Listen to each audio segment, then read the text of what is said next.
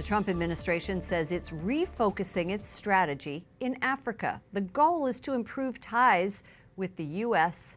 Today, National Security Advisor John Bolton laid out a new strategy aimed at countering China and Russia. Correspondent Wyatt Goolsby has more from the State Department. Good evening, Wyatt. Good evening, Lauren. John Bolton says from here on out, the U.S. will choose its African partners more carefully. He accuses China and Russia of carrying out predatory practices using bribes and trade to exploit many African countries. Bolton says the U.S. approach in the past has not been fruitful.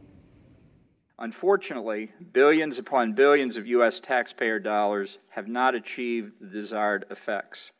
They have not stopped the scourge of terrorism, radicalism, and violence. National Security Advisor John Bolton is laying out the administration's new Africa strategy in Washington.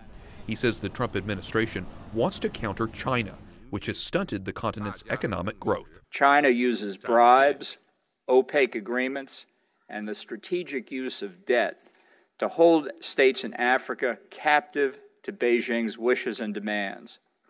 Its investment ventures are riddled with corruption and do not meet the same environmental or ethical standards as U.S. developmental programs. Bolton also called out Russia. It continues to sell arms and energy in exchange for votes at the United Nations. Going forward, Bolton says the U.S. will remain engaged, but look to encourage African leaders to choose high-quality, inclusive, and transparent projects.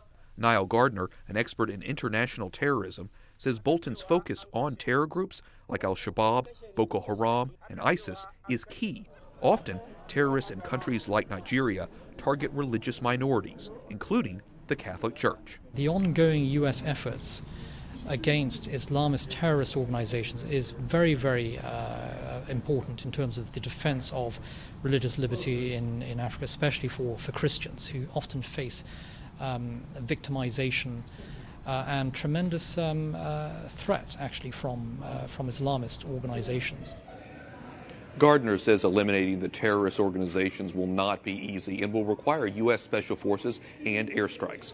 He also tells me transparency is important. Transparent governments have better records in terms of human rights, democratic freedoms, and religious liberty. Lauren? Correspondent Wyatt Goolsby reporting from the State Department. Thank you, Wyatt.